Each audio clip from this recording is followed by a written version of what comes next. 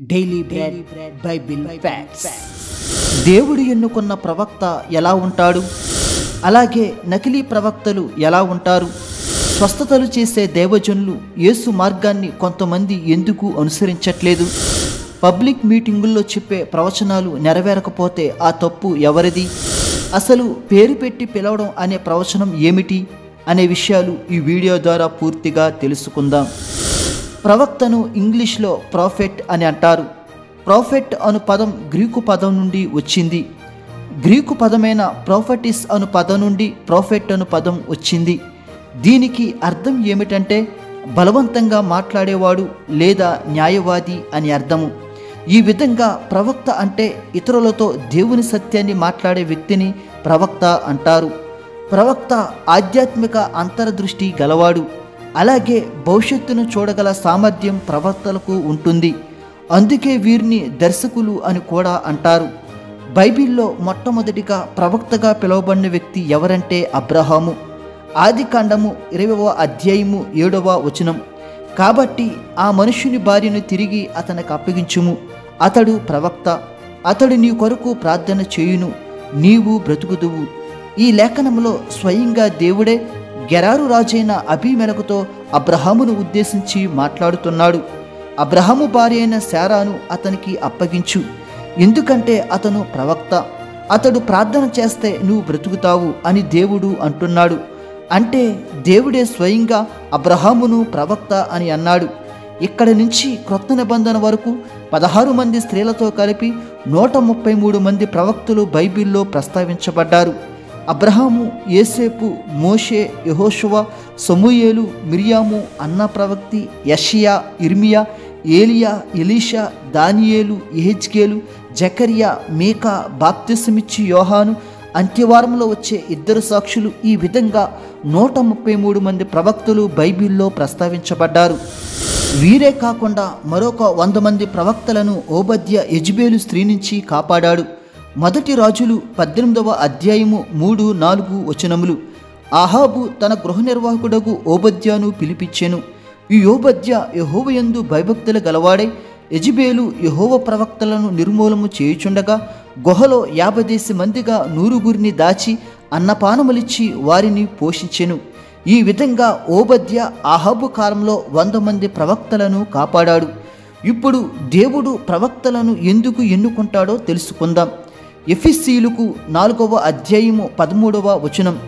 పరిశుద్ధులు సంపూర్ణులగునట్లు క్రీస్తు శరీరము క్షేమాభివృద్ధి చెందుటకును పరిచర్య ధర్మము జరుగుటకును ఆయన కొందరిని అపోస్తులను గాను, కొందరిని ప్రవక్తలను గాను, కొందరిని సువార్తికులుగాను, కొందరిని కాపరులుగాను, ఉపదేశులుగాను నియమించెను. ఈ లేఖనం ప్రకారం అపోస్తులను గాని, ప్రవక్తలను గాని, సువార్తికులను గాని, కాపరులను గాని దేవుడే నియమిస్తాడు. ఎందుకు నియమిస్తాడో కూడా ఈ లేఖనంలో వ్రాయబడింది. 1 పరిశుద్ధులు సంపూర్ణులు అవ్వడానికి, 2 క్రీస్తు శరీరము క్షేమాభివృద్ధి చెందడానికి, 3 పరిచర్య ధర్మము జరిగించడానికి.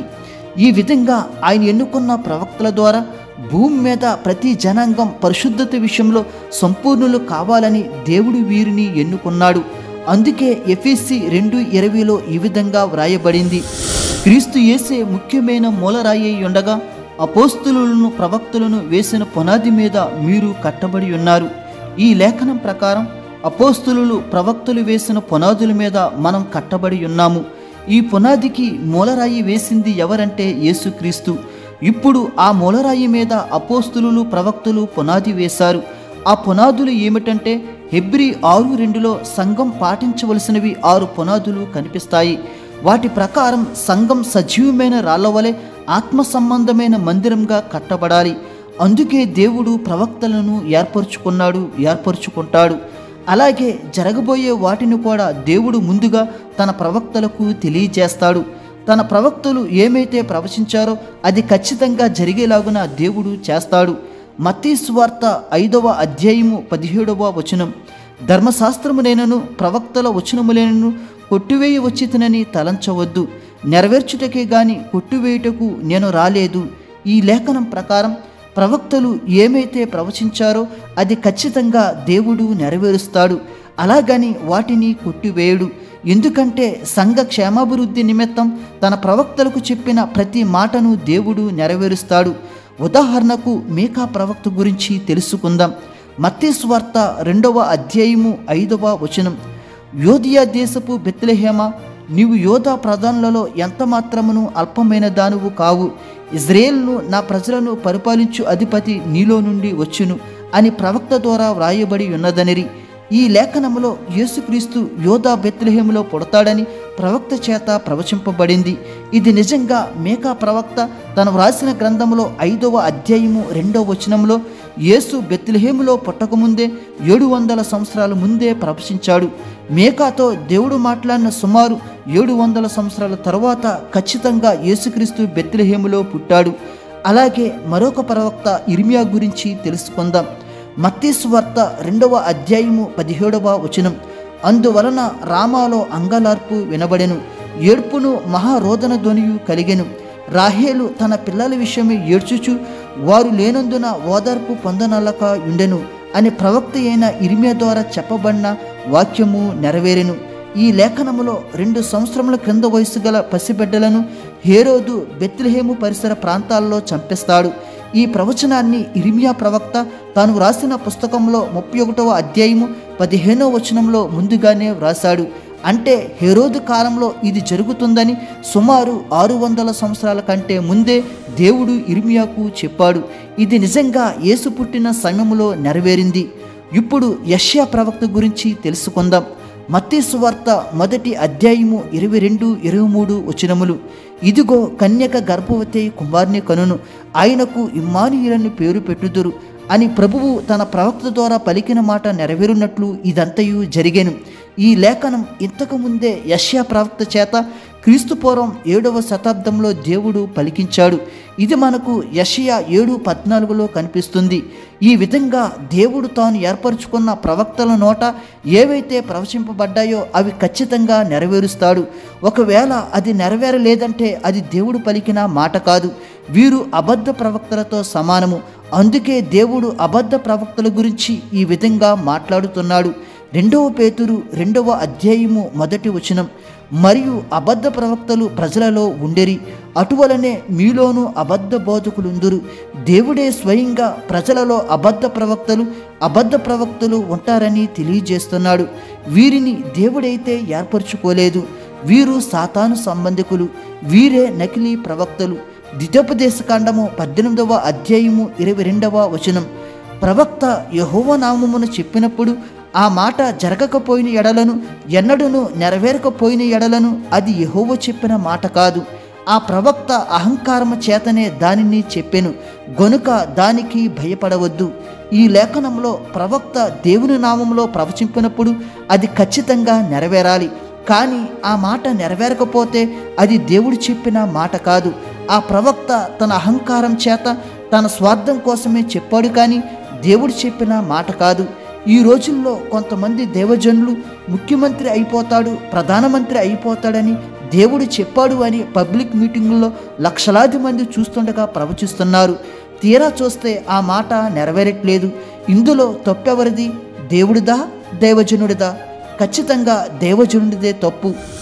ఎందుకంటే దేవుడు చెప్తే ఖచ్చితంగా నెరవేరుతుంది. అందుకే మీకు ముందుగానే కొందరి ప్రవక్తల ప్రవచనాలు నెరవేర్పు గురించి తెలియజేశాను. కానీ ఆ మాటలు నెరవేరలేదంటే వారు అహంతో స్వార్థంతో పలికిన మాటలు అవి. అందుకే ఆ మాటలు నెరవేరట్లేదు.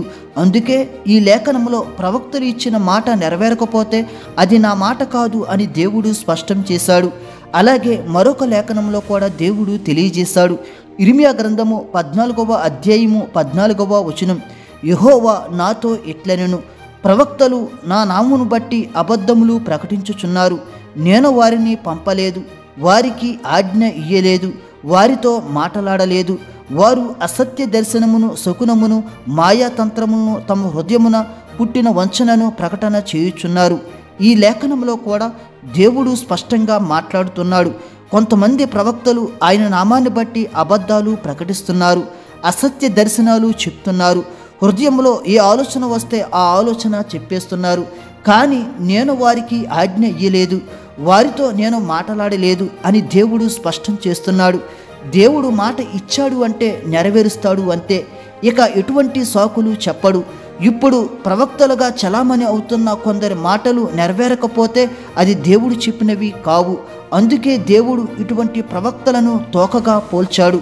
యెషయా గ్రంథము 9వ అధ్యాయము 15వ వచనం. పెద్దలను గనులను తల, కల్లలాడు ప్రవక్తలు తోక. ఇక్కడ కల్లలాడు అంటే అబద్ధాలు ఆడేవాడు అని అర్థము. ఇప్పుడు అబద్ధాలాడే ప్రవక్తను దేవుడు తోకగా పోల్చాడు. మరికొంతమంది అయితే డబ్బు కోసం ప్రవచించేవారు కూడా ఉంటారు. మీకా 3వ అధ్యాయము 11వ వచనం. ప్రవక్తలు ద్రవ్యము కొరకు సోదె చెప్పుదురు. ఈ లేఖనం ప్రకారం కొంతమంది అబద్ధ ప్రవక్తలు డబ్బు కోసం సోదె మాటలు చెప్తారు. ఇటువంటి ప్రవక్తలను దేవుడు విడిచిపెట్టడు. క్రీస్తు న్యాయపీఠం దగ్గర తీర్పు ఎదుర్కోవలసి వస్తుంది. ఇర్మియా గ్రంథము 23వ అధ్యాయము 31వ వచనం. స్వేచ్ఛగా నాలుకలు నాడించుకొనుచు దేవోక్తులను ప్రకటించు ప్రవక్తలకు నేను విరోధిని. ఇదే యెహోవా వాక్కు. ఈ లేఖనం ప్రకారం తమ ఇష్టానుసారంగా దేవోక్తులను ప్రకటించే ప్రవక్తలకు ఆయన విరోధి. వీరు ఖచ్చితంగా తీర్పులో లెక్క చెప్పాలి. ప్రస్తుత రోజుల్లో పబ్లిక్ మీటింగుల్లో మరియు వారి సంఘాలకు వచ్చిన భక్తులను పేరు పెట్టి పిలిచి వారి సమస్యలను తెలియజేస్తున్నారు. నిజముగా దేవుని ఆత్మను పొందుకున్నవారు పేరు పెట్టి పిలవగలరు. ఎందుకంటే దేవునికి సమస్తము సాధ్యమే. దేవుడు కూడా స్వయంగా ఈ మాటలు పలుకుచున్నాడు. యెషయా గ్రంథము 43వ అధ్యాయము 1వ వచనం. భయపడకుము, పేరు పెట్టి నేను పిలిచి ఉన్నాను, నీవు నా సొత్తు. అలాగే మరొక లేఖనాన్ని చూద్దాం. యోహాను సువార్త 10వ అధ్యాయము 3వ వచనం. గొర్రెలు అతని స్వరము వినును. అతడు తన సొంత గొర్రెలను పేరు పెట్టి పిలిచి వాటిని వెలుపలికి నడిపించును. ఈ రెండు లేఖనాల్ని పరిశీలించినట్లయితే దేవుడు తన భక్తులను పేరు పెట్టి పిలిచి వారిని నడిపించును అని వ్రాయబడింది. ఈ విధంగా ప్రత్యేకమైన స్థానం దేవుడు తన భక్తులకు ఇస్తాడు. అందులో భాగంగానే అబ్రహామును, యాకోబును, సమూయేలును, పౌలును మొదలగు వారిని దేవుడు పేరు పెట్టి పిలవడం జరిగింది. దేవుడైతే చేయగలడు గాని నరులకు సాధ్యమేనా అని కొందరు అంటారు. 1 కొరింథీ 12వ అధ్యాయం ప్రకారం దేవుని ఆత్మను పొందుకున్నవారు ఇవి చేయగలరు. కృపావరములు నానా విధాలుగా ఉన్నాయి. ఒక్కొక్కరిని ఒక్కొక్క విధంగా దేవుడు తన పరిచర్య నిమిత్తం వాడుకుంటాడు. చివరికి వారు సిలువదారి అయిన యేసు నామములో ఈ కార్యాలు జరుగుతున్నాయని ప్రజలందరి ఎదుట ఒప్పుకోవాలి. కానీ నాకే మహిమలు ఉన్నాయి, నాకే స్వస్థతలు ఉన్నాయి, నా వల్లే బాగుపడ్డావు, నా వల్లే దీవించబడ్డావు, నా సంఘానికి రావడం వల్లే ఇల్లు కట్టుకున్నావు, నా ప్రార్థన వల్లే స్వస్థత పొందావు అని అందరి ముందు డబ్బా వాయించకూడదు. ఎందుకంటే యేసుక్రీస్తు తన 3.5 సంవత్సరముల పరిచర్యలో భాగంగా ఎప్పుడు ఈ విధంగా అనలేదు. మత్తయి 9:22 ప్రకారం రక్తస్రావం గల స్త్రీతో నీ విశ్వాసము నిన్ను బాగుపరిచింది అని యేసుక్రీస్తు అన్నాడు. నన్ను ముట్టుకోవడం వల్ల, నా వస్త్రాన్ని ముట్టుకోవడం వల్ల బాగుపడ్డావు అని యేసుక్రీస్తు అనలేదు. నా దగ్గరకు రావడం వల్ల బాగుపడ్డావు, నా ప్రార్థన వల్ల, నా శక్తి వల్ల బాగుపడ్డావు అని యేసుక్రీస్తు అనలేదు.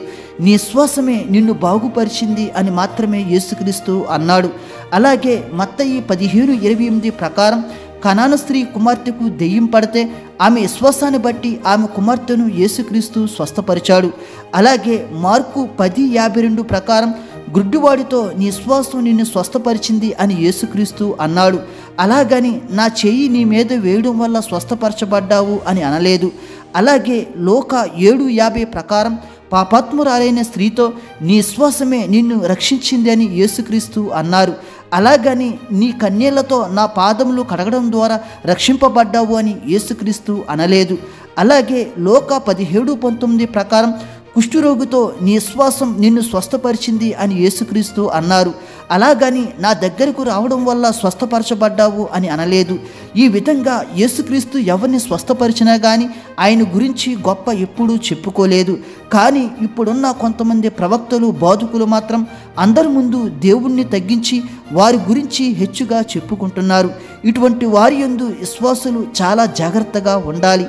అయితే ఇటువంటి బోధకులను, ప్రవక్తలను విశ్వాసులు ఎలా గుర్తించాలి, వారిని ఎలా కనిపెట్టి మనం ఎలా అప్రమత్తం అవ్వాలి అనే విషయాలు కూడా దేవుడు బైబిల్లో వ్రాయించాడు. 1 యోహాను 4వ అధ్యాయము 1వ వచనం. ప్రియులారా, అనేకులైన అబద్ధ ప్రవక్తలు లోకములోనికి బయలు వెళ్ళి ఉన్నారు. గనుక ప్రతి ఆత్మను నమ్మక ఆయా ఆత్మలు దేవుని సంబంధమైనవో కావో పరీక్షించుడి. ఈ లేఖనం ప్రకారం అనేకులు అబద్ధ ప్రవక్తలు లోకములోనికి వస్తారు గనుక ప్రతి ఆత్మను మనం నమ్మకూడదు. వారు దేవుని సంబంధులో కారో మనము పరీక్షించాలి. మనం ఎలా పరీక్షించాలి అంటే యేసుక్రీస్తే నిజమైన దేవుడని ఒప్పుకొని ఆత్మ సంబంధమైన మాటలు ఎవరు పలుకుతారో వారే నిజమైన ప్రవక్తలు. మత్తయి 7:15 ప్రకారం అబద్ధ ప్రవక్తలు గొర్రె చర్మం కప్పుకుని వస్తారు, లోన మాత్రం క్రూరమైన తోడేళ్ళు. అందుకే వీరి గురించి జాగ్రత్త పడుడి అని లేఖనం సెలవిస్తుంది. అలాగే ఇర్మియా 23:16 ప్రకారం అబద్ధ ప్రవక్తలు మనుషులను భ్రమపెడతారు. అటువంటి వారి మాటలు అసలు మనం వినకూడదు. కొంతమంది స్వస్థతలు అని సంఘాన్ని పెంచుకోవడానికి గ్యాలం వేస్తున్నారు. స్వస్థతలు ఏ విశ్వాసి ప్రార్థన చేసినా జరుగుతుంది. ఇందులో ఆశ్చర్యం ఏమీ లేదు. నీ కుటుంబంలో విశ్వాసంతో నీవు ప్రార్థన చేసిన దేవుడు స్వస్థపరుస్తాడు. కానీ కొంతమంది దైవజనులు స్వార్థం కోసం వీటిని ఉపయోగించుకుంటున్నారు. 2 కొరింథీ 4:18 ఏలయనగా దృశ్యమైనవి అనిత్యములు, అదృశ్యమైనవి నిత్యములు. ఈ లేఖనంలో దృశ్యమైనవి అంటే కంటికి కనిపించేవి, ఇవి నశించిపోతాయి. అదృశ్యమైనవి అంటే కంటికి కనిపించనివి, ఇవి పరలోక సంబంధమైనవి, ఇవి నిత్యము ఉంటాయి. ఈ భూమి మీద ఎంత సంపాదించినా ఎంత ఆరోగ్యం ఉన్నా నశించిపోవలసిందే. కానీ ఆత్మ సంబంధమైన విషయాల మీద దృష్టి పెడితే దేవునితో నిత్యము ఉంటాము. కాబట్టి ప్రవక్తలైన బోధకులైన అదృశ్యమైన పరలోక సంబంధమైన వాటి గురించి సంఘాలకు బోధించాలి. అలాగే దైవజనులు ప్రతి విమర్శలు చేసుకోకూడదు. అన్యజనుల ముందు ఆయన నామం దూషింపబడకుండా జాగ్రత్తలు తీసుకోవాలి. తెలియని విషయాలు దేవుణ్ణి అడిగి తెలుసుకోవాలి. రోమీయులు 15:18 ఏలయనగా అన్యజనులు విధేయులగునట్లు వాక్యము చేతను, క్రియ చేతను, గురుతుల బలము చేతను, మహత్కారముల బలము చేతను, పరిశుద్ధాత్మ బలము చేతను, క్రీస్తు నా ద్వారా చేయించిన వాటిని గూర్చే గాని మరి దేనిని గూర్చి మాటలాడ తెగింపను. ఈ లేఖనం ప్రకారం అన్యజనులు విధేయులు అవ్వాలి అంటే ఈ లేఖనంలో ఉన్న వాటి ప్రకారం మనం మాట్లాడాలి, అంతకు మించి మాట్లాడకూడదు. దేవుడు మిమ్ములను మీ కుటుంబములను దీవించునుగాక. ఆమేన్.